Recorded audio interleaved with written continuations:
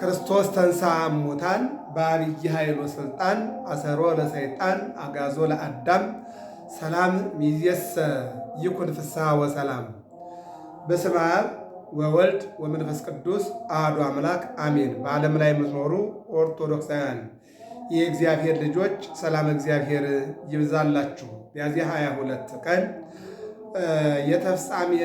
የተፍጻሜተ ሰማዕት ቅዱስ ጴጥሮስ ደቀ መዝሙር የሆነው የእለእስክንድሮስ የታላቁ የቤተ ክርስቲያን ልጅ የዕረፍት ቀን ነውና እሱም በተመለከተ አጠር መጠን ያለ የወንጌል አገልግሎት እንማማራለን። መነሻ የምናደርገው ገላትያ ምዕራፍ 1 ቁጥር 8 ላይ ነገር ግን ይለናል ቅዱስ ጳውሎስ። ነገር ግን እኛ ብንሆን ወይም ከሰማይ መልአክ ከሰበክንላችሁ ወንጌል የሚለይ ወንጌልን የሚሰብክላችሁ የተረገመ ይሁን። ልርገመው። አስቀድመን ይላል። ነገር ግን እኛ ብንሆን ወይም ከሰማይ መልአክ እኛ ብንሆን ወይም ከሰማይ መልአክ ከሰበክንላችሁ ወንጌል የሚለይ ከሰበክንላችሁ ወንጌል የሚለይ ወንጌልን የሚሰብክላችሁ የተረገመ ይሁን። እግዚአብሔር አምላክ በዚህ ቃል እንድንማማር እሱ እንዲረዳን መልካም ፈቃድ ይሁንልን። ይህን ቃል የምታገኙት ገላትያ ምዕራፍ 1 ቁጥር 8 ላይ ያለ ኃይለ ቃል ነው። ቅዱስ ጳውሎስ እንግዲህ ምን አለ? እኛም ብንሆን አለ ሐዋርያት፣ ሰብዓ አርድእት፣ ሊቃውንት፣ መነኮሳት እኛም ብንሆን ከሰማይ መልአክም ቢሆን እኛ ከሰበክንላችሁ ወንጌል ውጭ ወንጌል የሚሰብክላችሁ የተረገመ ይሁን። እርሱን እናሳጥረው። እኛ ከሰበክንላችሁ ወንጌል የሚለይ ወንጌልን የሚሰብክ የተረገመ ይሁን። ስለ ቃሉ እግዚአብሔር የተመሰገነ ይሁን። እንደሚታወቀው ቅዱስ ጴጥሮስ ተፍጻሜ ሰማዕት ይባላል። ጴጥሮስ እንደሚታወቀው ሐዋርያው ጴጥሮስ አለ። ሐዋርያው ጴጥሮስ ያይደለ ይሄኛው ሊቀ ጳጳሳት ነው። ብፁዕ ጴጥሮስ ሊቀ ጳጳሳት።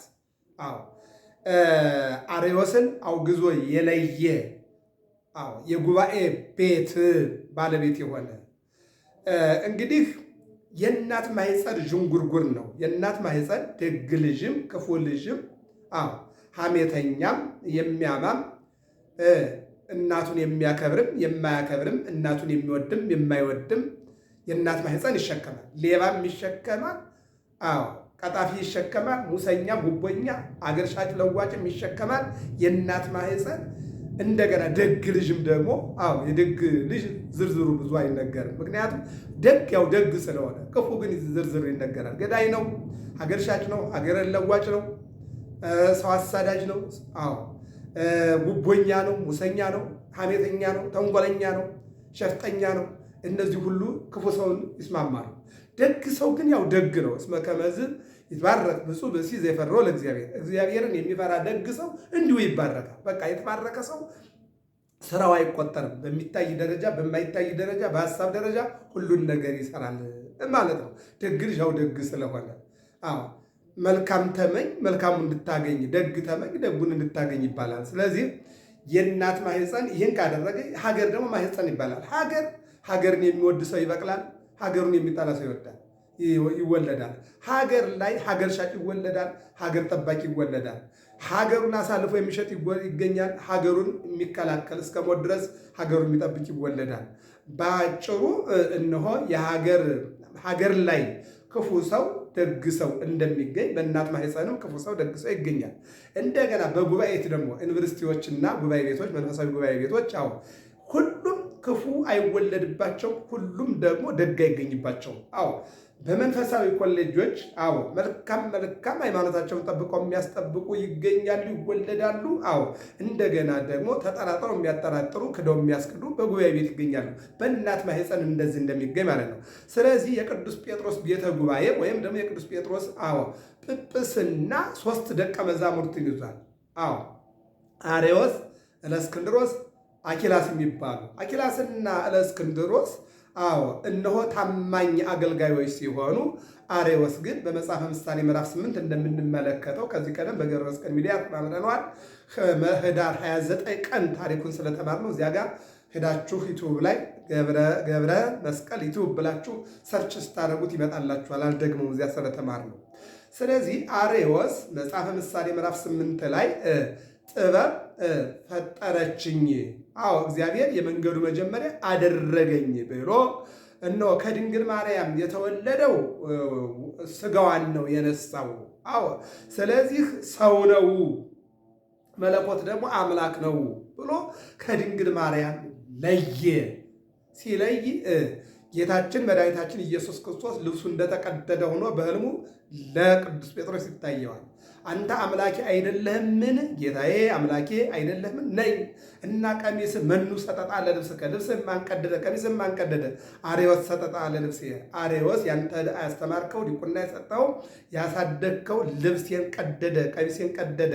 ከአብ ከባህሪ አባቴ ከመንፈስ ቅዱስ ከባህሪ ሕይወቴ ከወላዲተ አምላክ ከእናቴ ለየኝ፣ አውግዝና ለየ አለና ነገረው። በአጭሩ እነሆ አርዮስ በቅዱስ ጴጥሮስ ብቻ ሳይሆን 318 አባቶች በአንድ ላይ በመሆን አውግዘው የለዩትና ጸረ ማርያም ተብሎ የተቀመጠ ነው። ስለዚህ የቅዱስ ጴጥሮስ ደቀ መዛሙርት 3 ናቸው። ከ3ቱ አንዱ እለእስክንድሮስ ይባላል፣ ሁለተኛው አርዮስ ይባላል፣ ሶስተኛው ደግሞ ቅድም እንደተናገርኩት እንግዲህ አኪላስ ይባላል ማለት ነው። ስለዚህ ዛሬ ሚያዝያ 22 ቀን እረፍቱ ስለሆነው ስለ ታማኙና እውነተኛው አገልጋይ ነው እንመለከተው። ምን ይለናል? እለእስክንድሮስ ከደጋግ ቤተሰብ ተወለደ ይለናል። ከምን? ከደጋግ ቤተሰብ። በነገራችን ላይ ከደጋግ ቤተሰብ የተወለዱ ልጆች ደጋግ ናቸው። ለምሳሌ እንውሰድ። አብርሃም ማንን ወለደ? ይስሐቅ። ይስሐቅ ምንድን ነው? ታማኝ፣ ለአባቱም ለአምላኩም ታማኝ ልጅ ከአብርሃም ከልመና ከስዕለት በኋላ ከደጉ አብርሃም ደጉ ይስሐቅ ተወልዷል ማለት ነው። አዎ ሌላ ምንውሰድ? ለምሳሌ ከቅዱስ ዳዊት የተወለደው ማነው? ሰሎሞን ነው። ቀዳሚሃ ለጥበብ ፈሪሃ እግዚአብሔር፣ የጥበብ መጀመሪያዋ እግዚአብሔርን መፍራት ነው ብሎ በሕይወቱ በጥበቡ በመዋዕለ ንግሥናው እግዚአብሔርን ያስቀደመ ማለት ነው። ወደ አዲስ ኪዳን ልምጣ። ስምዖን ወአቅሌስያ እንደነበሩ በኒሳ። አዎ የጻድቁ ገብረ መንፈስ ቅዱስ እናትና አባት ደጋግ ናቸው። ከደጋጎቹ የተወለዱት ጻድቁ ገብረ መንፈስ ቅዱስ ደግ ናቸው። የግብፅን ሕዝብ 300 ዘመን ከእግዚአብሔር ጋር ያገናኙ ጻድቅ ወደ ኢትዮጵያ መጥተው ደግሞ 200 ዓመት በላይ የኢትዮጵያን ሕዝብ ከእግዚአብሔር ጋር ያገናኙ ጻድቅ ናቸው። ተራራና ወንዝ ያልወሰናቸው አዎ ዓለም አቀፍ አገልጋይ አዎ የዓለምን ሕዝብ 100 ዘመን በዝቋላ ተራራ በውሃ ውስጥ ገብተው ዓለምን ካልማርክልኝ ብለው ዓለምን ምር የልሃለሁ የተባሉ ጻድቅ ናቸው። ሌላ ምንድ ኢትዮጵያዊ በቀል ጻድቁ ተክለ ሃይማኖት አዎ እግዚአብሔርያና ጸጋ ዘአብ የሚባሉ ደግ ባለትዳሮች የዋዎች ከነሱ የተገኙት ኢትዮጵያዊ በቀል ጻድቁ አቡነ ተክለ ሃይማኖት ናቸው። አቡነ ተክለ ሃይማኖት ሕዝባቸውንና እግዚአብሔርን ያስታረቁ ናቸው። በአጭሩ ከደግ እናት አባት ደግ ልጅ ይወለዳል። እለእስክንድሮስ ከደጋግ ቤተሰብ የተወለደ ደግ ሰው ነው። ሀገሩ እስክንድሪያ ሲሆን የተፍጻሜተ ሰማዕት ቅዱስ ጴጥሮስ ደቀ መዝሙር ነው ይለናል። የተፍጻሜተ ሰማዕት ቅዱስ ጴጥሮስ ደቀ መዝሙር ነው። ቅዱስ ጴጥሮስ አኪላስን እለእስክንድሮስንና አርዮስን አስተምሯል። ለዚህ ነው ጌታ አንተ ያስተማርከው፣ አንተ ያሳደግከው፣ አንተ ዲቁና የሰጠኸው አርዮስ ከአብ ከባህሪ አባቴ ከመንፈስ ቅዱስ ከባህሪ ሕይወቴ ከድንግል ማርያም ከእናቴ ለየኝ። ስለዚህ አንተም ለይና አዎ እነሆ ወልድ ፍጡር ብሏል። ስለዚህ ቅዱስ ጳውሎስ ምን አለ? እኛ ከሰበክንላችሁ ወንጌል የሚለይ ወንጌልን የሚሰብክ የተረገመ ይሁን። ገላትያ ምዕራፍ 1 ቁጥር 8። ስለዚህ አውግዝና ለየው፣ የተረገመ ነው አለው። አውግዞ ለየው ነው። መጥፎ ባህሪን፣ ዘረኝነትን፣ ጉቦኛነትን፣ ሙሰኛነትን፣ መጠላለፍን፣ መገዳደልን አውግዘን እንድንለይ የአምላካችን የእግዚአብሔር መልካም ፈቃዱ ይሁንልን። የሚገርመው ነገር ቅዱስ ጴጥሮስ አርዮስና አኬላስ እለእስክንድሮስ የሚባሉ ደቀ መዛሙርት ነበሩት ነው የሚለው ታሪኩ። ስለዚህ ከእለእስክንድሮስ ጋር አርዮስና አኬላስ አብረው ተምረዋል። ስለ አርዮስ ኑፋቄ መምህሩ ለእለእስክንድሮስ ነግሮታል። እነሆ ጌታዬ ነግሮኛል፣ አርዮስ መናፍቅ ነው። ስለዚህ እኔ አሁን አወግዘዋለሁኝ፣ አስወግደዋለሁ። አኪላስ ደግሞ ከኔ ቀጥሎ ይሾማል፣ ይፈታዋል፣ ግዝቱ 6 ወር ቆይቶ ይሞታል። በአንተ ዘመን ደግሞ የባሰ ደግሞ እነሆ ይገዘታል ብሎ ለእስክንድሮስ ቅዱስ ጴጥሮስ አስቀድሞ ነግሮታል ነው የሚለው። እና ምን አለ? ስለ አርዮስ ኑፋቄ መምህሩ ስለነገረው አኪላስ ከግዝቱ ከፈታው በኋላ በ6 ወሩ ተቀሰፈ ይላል። ቅዱስ ጴጥሮስ ተናግሯል። አኪላስ አንተ ወንድምነት ወይም ገንዘብ ወይም ጓደኝነት በውስጥ ላይ ያድርና እኔ የገዘትኩትን ጸረ ማርያም አርዮስን ትፈታዋለህ፣ ግን እድሜህ ያጥራል። እንደገና ደግሞ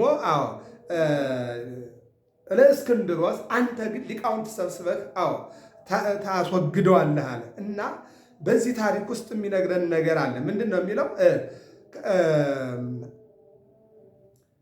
ለእስክንድሮስ አኪላስ የፈታውንና አኪላስ ሲሞት ለእስክንድሮስ ምን አደረገ? የሀገርና የቤተ መንግስት ሰዎች ቢለምኑት እንዲመለስና እነሆ እንዲስተካከል ቢለምኑት ቢነግሩት አርዮስ አልመለስም አለ። አልመለስም ሲል ለእስክንድሮስ ምን አለ? አርዮስን አወገዘው ነው ብለባቸው፣ ግን አትመክሮታል። ምክንያቱም ከማውገዝ በፊት የሚቀርመው መምከር ነው። ቅዱስ ጴጥሮስ መክሮታል፣ ተመለስ፣ ጥሩ አይደለም መንገድ ብሎታል፣ እምቢ ነው። አሁን አኪላስ ደግሞ ፈታው ከግዝቱ። አሁን ለእስክንድሮስ ቶሎ ብሎ አይደለም የገዘተው። ምንድን ያደርገው? እንዲመለስ በሹማምንት በባለስልጣናት በጓደኞቹ በተለያዩ ሰዎች መከረው። ቢመክረው አልመለስም ማለት ምን አደረገው? አወገዘው ይላል። የሀገርና የቤተ መንግስት ሰዎች ቢለምኑት መምህር ነግረውኛልና በበር የወጣውን ማን በእልፍኝ ያገባዋል ብሎ ወሰከ ግዝት በግዘት ይላል። ምን ይላል? በግዝቱ ላይ ግዝት ጨመረ። በማን ላይ? አርዮስ በወገዘው ላይ እንደገና እሱ ደግሞ ጨመረና ምን አለው? አወገዘው ማለት ነው። ለምን? ጸረ ማርያም ነዋ። ሰዎች ግን ምን አሉ? ለመኑት፣ ተው፣ እንደገና ምከረው፣ እንደገና አስተካክለው ብለዋል። በፍጹም አይሆንም፣ መምህሬ ነግሮኛል፣ በግዝቱ ላይ ግዝት ጨመረ ይላል። አርዮስንም ከቤተ ክርስቲያን ሰደደው ወይም አሳደደው፣ እንዲወጣ አደረገው። ውጉዝ አርዮስ ውጣ አለና አባቱ የቅዱስ ጴጥሮስን አንደበት አድርጎ ከቤተ መቅደስ እንዲወጣ አደረገው። በዚህ ምክንያት የኒቃያ ጉባኤ በእሱ አፈ ጉባኤነት ተካሄደ። ይህን አስቀድሞ ቅዱስ ጴጥሮስ ተናግሯል። ምን አለ?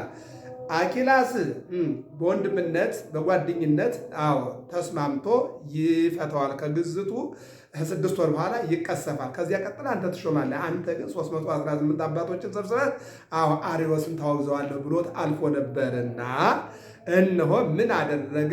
ጉባኤ ኒቅያ እነሆ ሰበሰበና ቆስጠንጢኖስ የተባለ ታላቅ ንጉሥ የእሌኒ ንግሥት ልጅ በነገሰበት ዘመን በአውሳቤዎስ ዘኒቆምድያ እነሆ እጅ ተጠምቆ በ337 ዓመት በ65 ዓመቱ ያለፈው የሚገርም ነገር ነው። ታሪክ ወደኋላ መለስ እና ይህንን ነገር ነው የሚያስተላል። ስለዚህ እነሆ ለእስክንድሮስ ማለት በቆስጠንጢኖስ ንግስና ጊዜ 318 አባቶችን ሰብስቦ አርዮስን ያወገዘ ነው። በነገራችን ላይ በዚህ ላይ እንደምናያቸው እነ ቅዱስ ቶማስ አዎ ቅዱስ ቶማስ አፍንጫው ተቧጦ ጆሮው ተቆርጦ ጣቱ ተቆርጦ 21 ዓመት 22 ዓመት ነው ሙሉ ለጣዖት እያነደዱ ሲሞቁት እያነደዱት ያጨሱት የኖሩት። መጨረሻ ላይ ግን የእግዚአብሔር መልአክ ለአንዲት ሴት ነግሯት፣ ያቺ ሴት ደግሞ ሂዳ ለደቀ መዛሙርቱ ነግራቸው ደቀ መዛሙርቱ በአህያ ላይ አድርገው ከሚያዝያ 21 ቀን እስከ መስከረም 21 ቀን ድረስ ተጉዘው አስተጋቦሙ እምባውርት እምጽባሕ ወማር ወመሶበ ከምስራቁ ከምዕራቡ ከሰሜኑ ከደቡብ ሊቃውንቱን ሲሰበስብ ለእስክንድሮስ ማለት ነው። የሚገርም ነው። ቅዱስ ቶማስ እዚያ ቦታ ላይ በደረሰ ጊዜ ቆስጠንጢኖስ የቶማስን ሰውነት አየና እኛ ቢሆን ይቀፈናል፣ እሱ ግን የሚገርም ነው፣ ሃይማኖት እስከዚህ ድረስ ነው አለና ሄዶ ተሳለመው ነው የሚታየው። ለካም ለሃይማኖት ሰው አፍንጫውን ያስዋጥጣል፣ ጆሮውን ያስዋጥጣል፣ ጣቱ ይቆረጣል፣ እግሩ ይቆረጣል። ሃይማኖት ለካም እስከ ድረስ ዋጋ ያስከፍላል አለና ንጉሱ ዝቅ ብሎ ሰገደለት ይለናል። እንግዲህ የሚገርመው ነገር አርዮስ ከባለስልጣናቱ ጋር በመግባባት ከንጉሱ ባለሟልነትን አገኘና በእስክንድሮስና በአትናቴዎስ ነገር ሰራባቸው ይላል። እንደገና ለእስክንድሮስ አወገዘው፣ አለፈ። እንደገና ደግሞ ቆስጠንጢኖስም አለፈ፣ ሌላ ቆስጠንጢኖስ ተተካ። የሚገርመው ነገር በአትናቴዎስ ላይና ወዲያው ልጁ ዘይንእስ ቆስጠንጢኖስ ነገሰ። በዚህ ጊዜ አርዮስ ከባለስልጣናቱ ጋር በመግባባት ከንጉሱ ባለሟልነትን አገኘና በእለእስክንድሮስና በአትናቴዎስ ነገስ ሰራባቸዋል። ቆስጠንጢኖስ ካለፈ በኋላ እንደገና እለእስክንድሮስና አትናቴዎስ ሊቁ አትናቴዎስ እናትዬ አውግዞ የለየው በእነዚህ ላይ ነገር መስራት ጀመረ ይላል። ነገር መስራት ሰራባቸው። በሐሰት ከቤተ ክርስቲያን አባረውኛል፣ ከምዕመናን ለይተውኛል። ስለዚህ ወደ ቤተ ክርስቲያን እንድመለስ ወይም እንዲመልሰኝ ከግዝት እንዲፈታኝ ሲል ጥያቄ አቀረበ ይላል። አንዳንድ ጊዜ ሰዎች ጊዜን ተገና አድርገው ስልጣንን ወይም ደግሞ የተለያየ ነገር ከሰዎች ጋር ተጠግተው ሰውን ቤተክርስቲያንን ይወጋሉ፣ ሃይማኖትን ይወጋሉ በምናይበት ደረጃ ማለት ነው። እና እንዲመልሰኝ ከግዝት እንዲፈታኝ ሲል ጥያቄ አቀረበ። ንጉሱም ሐሳቡን ተቀብሎ ለእስክንድሮስን አርዮስን ወደ ቤተክርስቲያን መልሰው አለው ይላል። ይሄ ሁለተኛው ቆስጠንጢኖስ ነው ዘይንስ።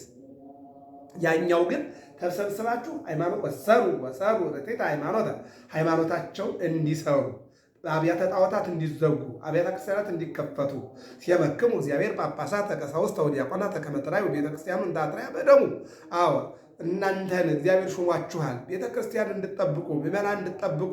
ስለዚህ የተዘጋው ይከፈት። ቤተ ክርስቲያን በቃ ቅዳሴያችሁን አገልግሎታችሁን ጀምሮ ብሎ ፈቀደ። እሱ ግን አለፈ። ሲያልፍ ሌላ ሲነሳ ጊዜ ጠብቆ አርዮስ ተነሳና ምን አደረገ? አትናቴዎስና ለእስክንድሮስን ከሰሰና ወደ ነበረበት ቦታው እንዲመለስ። ለእስክንድሮስም በአባት ዘመን አትናቴዎስ በ318 እጅ የተጻፈውን የክህደቱን ደብዳቤ አንቦበታል። አሁንም አርዮስ ሃይማኖቱን ይጻፍ፣ በወንጌል ወልድ ከአብ ጋራ በመለኮት ትክክል ስለሆነ በስሉስ ቅዱስ አምናለሁ ብሎ ይጻፍ አለና መናገር ጀመረ። ለእስክንድሮስ ይመልስ አርዮስም በወንጌል በሐሰት ብሎ ትክክል ነው ብሎ ጻፈ ይላል። ለዚህ ነው እኛ ካስተማርናችሁ ወንጌል የሚለይ ወንጌል የሚሰብክላቸው የተረገመ ይሆናል። በሐሰት እኮ ነው። ዛሬም እኮ ቤተክርስቲያን የተቸገረችው እኮ አንድ እግራቸውን ቤተክርስቲያን አንድ እግራቸውን መናፍቃን አዳራሽ ባደረጉና በአፋቸው ኦርቶዶክስ በልባቸው መናፍቅ በሆኑ አገልጋዮች ነው ቤተክርስቲያን ችግር የገባል። ይህንን ልናውቅ ያስፈልጋል። ቅይጥ አለ። እንጀራዋን ወደው ሃይማኖቷን ክደው አንድ እግራቸውን የመናፍቃን አዳራሽ አንድ እግራቸውን ቤተክርስቲያን አድርገው ቤተክርስቲያኗን የሚሸጡ የሚለውጡ ለዋጮች አሉ። ይህ ነው ትልቁ ችግር። አርዮስም በወንጌል በሐሰት ብሎ ትክክል ነው ብሎ ጻፈ።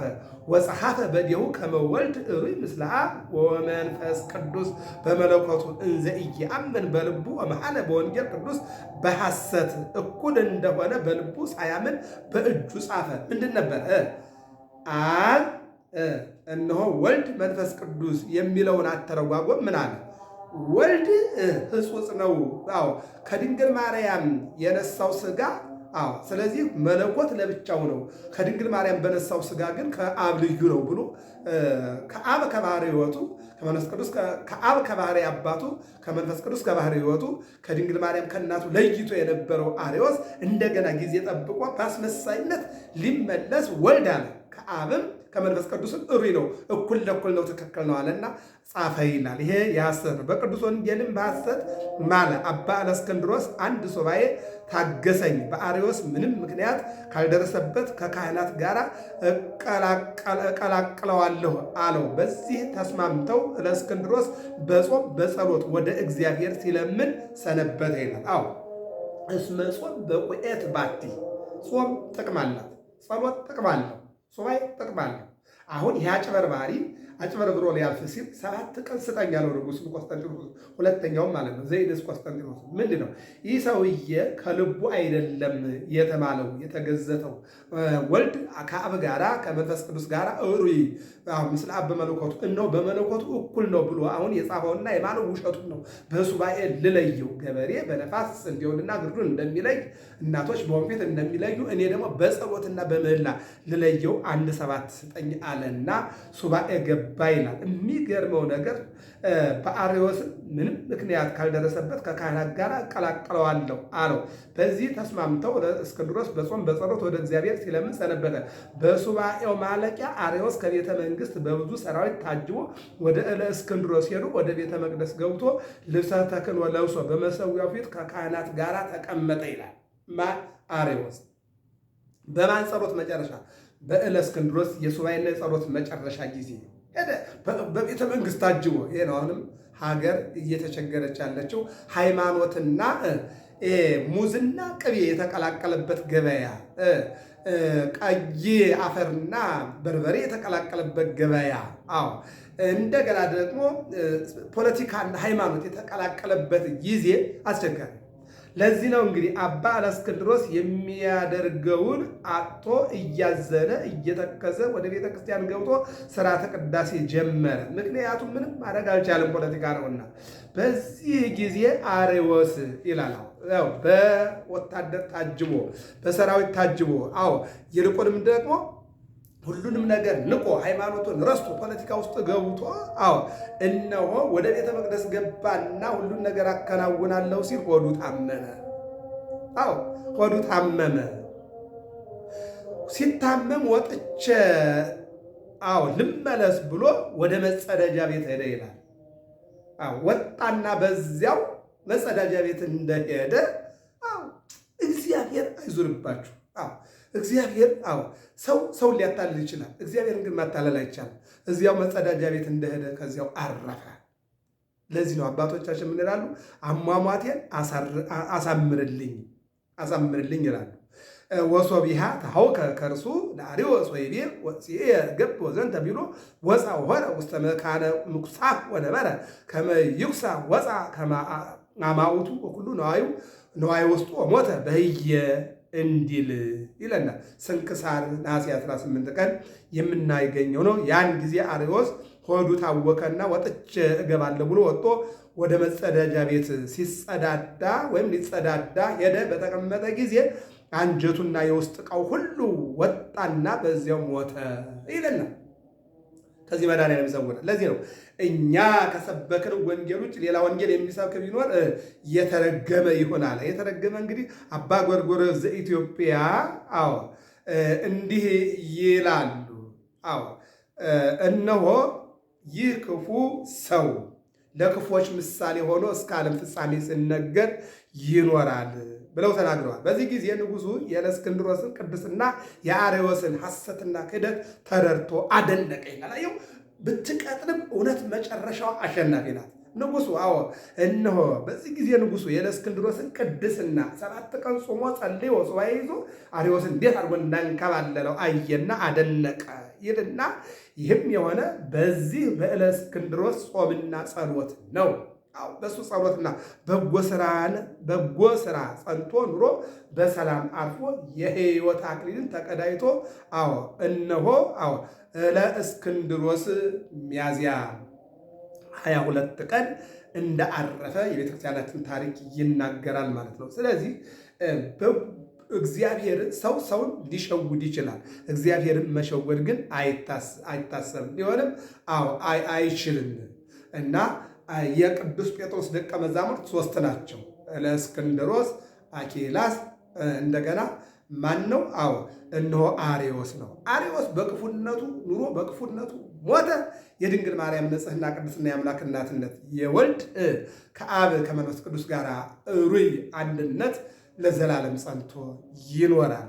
ገብረ መስቀል ሚዲያ ነው። ሰብስክራይብ፣ ላይክ፣ ሸር አድርጉ። እግዚአብሔር አምላክ ሀገራቸውን ሰላም ያደርግልን። ወስብሐት ለእግዚአብሔር።